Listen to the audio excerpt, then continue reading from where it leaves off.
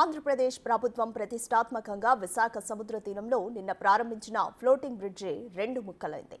ప్రారంభించిన రెండో రోజే తెగిపోయింది. అయితే విశాఖ ఆర్కే బీచ్లో పర్యాటకులకు పెను ప్రమాదం తప్పడం కాస్త సంతోషించాల్సిన విషయం. తెగిపోయిన ఫ్లోటింగ్ బ్రిడ్జి దాదాపు 100 మీటర్ల దూరంలోకి వెళ్లిపోయింది. అదృష్టవశాత్తు ఎవరూ లేకపోవడంతో పెను ప్రమాదం తప్పింది.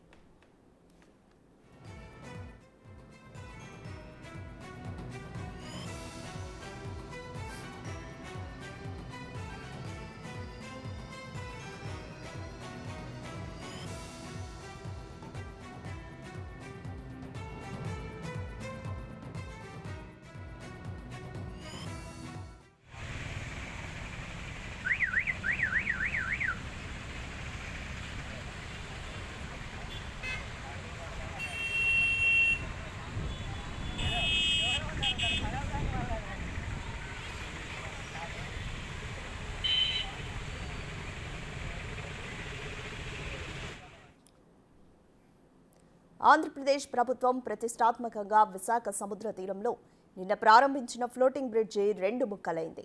ప్రారంభించిన రెండో రోజే తెగిపోయింది. అయితే విశాఖ ఆర్కే బీచ్లో పర్యాటకులకు పెను ప్రమాదం తప్పడం కాస్త సంతోషించాల్సిన విషయం. తెగిపోయిన ఫ్లోటింగ్ బ్రిడ్జి దాదాపు 100 మీటర్ల దూరంలోకి వెళ్లిపోయింది. అదృష్టవశాత్తు ఎవరూ లేకపోవడంతో ప్రమాదం తప్పింది.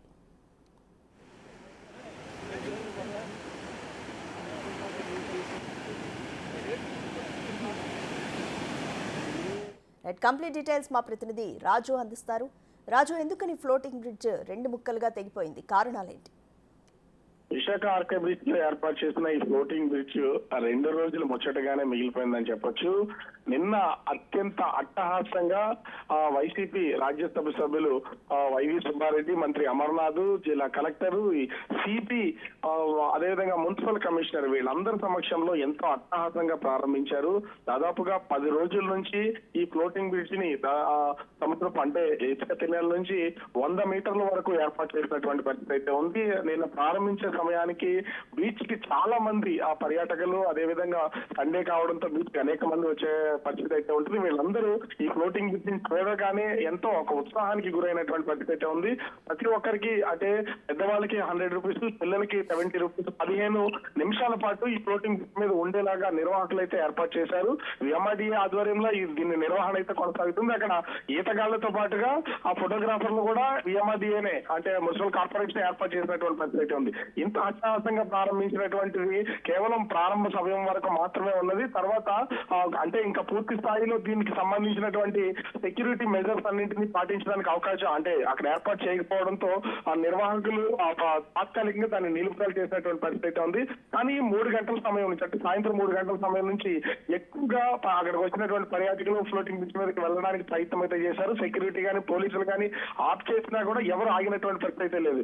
నిన్న అలా గడిచిపోయింది. కానీ ఈ రోజు ఆ ఫ్లోటింగ్ బ్రిడ్జ్ మీదకి వెళ్ళడానికి ప్రయత్నం చేస్తూ ఉన్నారు. కొంత లోపలిగా వెళ్ళినటువంటి పరిస్థితి లేదు. కానీ ఒక్కసారిగా అంటే సముద్రం లోపల కెరటాలు ప్రారంభమయ్యే దగ్గర ఉన్నటువంటి ఎండ్ పార్ట్ ఒక్కసారిగా కట్ అయిపోయినటువంటి పరిస్థితి ఉంది. అది కట్ అయ్యి దాదాపు మన విజువల్ కూడా చూడొచ్చు 100 మీటర్ల దూరం వరకు సముద్రంలో కొట్టుకుంటూ వెళ్ళిపోయినటువంటి పరిస్థితి ఉంది. వెళ్ళిపోయిన దాన్ని మళ్ళీ తిరిగి తీసుకొచ్చారు. అంటే దీనికి ఏర్పాటు చేసినటువంటి ఆ తాడు కేబుల్ రూపంలో ఉన్నటువంటి తాడు ఏదైతే ఉందో అది తెగిపోవడంతోనే ఈ కేబుల్ బ్రిడ్జ్ అయితే కొట్టిపోయినటువంటి పరిస్థితి ఉంది. కానీ ఆ తెగిపోయిన సమయంలో ఈ కేబుల్ బ్రిడ్జ్ మీద ఏ ఒక్కరు కూడా లేకపోవడము ఒక ప్రమాదాన్ని నుంచి బయటపడ్డారని చెప్పుకోవచ్చు. లేదా ఈ తెగిన సమయంలో ఎండ్ పాయింట్ లో గనక పర్యాటకులు కానీ లేదా ఈ ఈతగాళ్ళు కానీ దీని సెక్యూరిటీ చూస్తున్నటువంటి ఫోటోగ్రాఫర్స్ కానీ ఏ ఒక్కరు ఉన్నా కూడా అది మునిగిపోయే అవకాశం అయితే ఉంటుంది. సముద్రంలో అక్కడి నుంచి లోపలికి వెళ్ళిపోయే అవకాశం అయితే ఉంటుంది. కానీ ఏ ఒక్కరు కూడా దాని మీద పబ్లిక్ లేకపోవడం ఒక పెను ప్రమాదం తప్పిందనే చెప్పొచ్చు. అయితే పూర్తి స్థాయిలో సెక్యూరిటీ ఏర్పాట్లు చేయకుండా అధికారులు ఈ విధంగా పబ్లిక్ ని ఎలా చేసిందే ఒక తప్పు అయితే దీన్ని అంటే అందరికీ అనుకూలంగా ఉన్న సమయంలో కాకుండా పెట్టడం అనేది ఒక తీవ్ర ఇబ్బందికి అయితే గురి చేసింది. ఈ నేపథ్యంలోనే బరువు ఎక్కువైపోవడం వల్ల అంటే ఆ ఫ్లోటింగ్ బ్రిడ్జ్ మీదకి వెళ్ళినటువంటి పబ్లిక్ వాళ్ళ వెయిట్ ఎక్కువైపోవడం వల్ల ఇది తెగి ఉంటుంది. దానికి తోడు అలల ఉధృతి 2 రోజుల నుంచి కూడా ఎక్కువగా ఉన్నది. ఫ్లోట్ అవుతున్నటువంటి సమయంలో పైకి కిందకి అది ఎగురుతూ ఉన్నటువంటి నేపథ్యంలోనే ఆ కేబుల్స్ డిస్టర్బ్ అయ్యి ఖచ్చితంగా తెగి ఉండొచ్చు అనేది అధికారులు అయితే అంచనా వేస్తున్నారు. మరి రిపేర్ల అనంతరం దీన్ని కంటిన్యూ చేస్తారో లేదనేది మాత్రం వేచి చూడాల్సినటువంటి పరిస్థితి అయితే ఉంది. అధిక రైట్ రాజు, మరి ఇప్పుడు ఆ ఫ్లోటింగ్ బ్రిడ్జ్ రెండుగా తెగిన నేపథ్యంలో ప్రభుత్వం ఎలాంటి చర్యలు తీసుకోబోతుంది అనుకోవచ్చు? ప్రస్తుతానికి వాళ్ళు ముందస్తుగానే ఫ్లోటింగ్ బ్రిడ్జ్ నేను అట్టహాసంగా ప్రారంభం చేసినా గానీ దానికి సెక్యూరిటీ మెజర్స్ లో పూర్తి స్థాయిలో దానికి అందుబాటులో రాలేదు. కానీ కొత్తగా ఏది విశాఖలో గానీ, విశాఖనే కాదు ఏ ప్రాంతంలో అయినా సరే కొత్తగా ఇంట్రడ్యూస్ చేసిన తర్వాత పబ్లిక్ నుంచి యూజ్ రెస్పాన్స్ వస్తూ ఉంటది. కోడాలనే వాళ్ళు కొంతమంది అయితే దాని మీద ఆనందంగా గడపాలనే వాళ్ళు కొంతమంది ఉంటారు. ఆ రూపంలోనే గత 2 రోజుల నుంచి కూడా పబ్లిక్ ఎక్కువగా ఈ ఫ్లోటింగ్ బ్రిడ్జ్ మీదకి వెళ్ళినటువంటి నేపథ్యంలో అంటే కెపాసిటీకి మించే ఉండుండొచ్చు.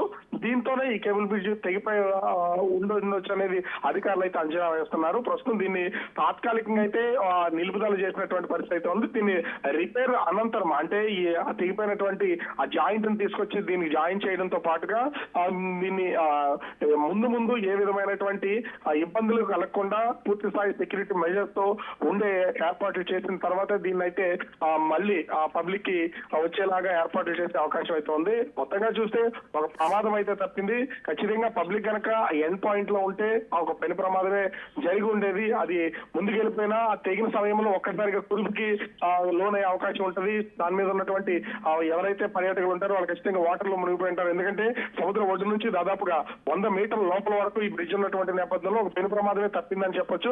అధికారులు ఇంత నాసిరకంగా ఉన్న దాని మీద కూడా విచారణ అయితే చేస్తున్నారు. అసలు దీనికి తెగిపోవడానికి గల కారణం ఏంటి, లోపాలు ఎక్కడ ఉన్నది అనేది గుర్తించే పనులు అయితే మున్సిపల్ కమిషనర్ గా కార్యాలయానికి సంబంధించినటువంటి సిబ్బంది అయితే చేస్తున్నటువంటి పరిస్థితి కనిపిస్తుంది. Right, thank you Raju.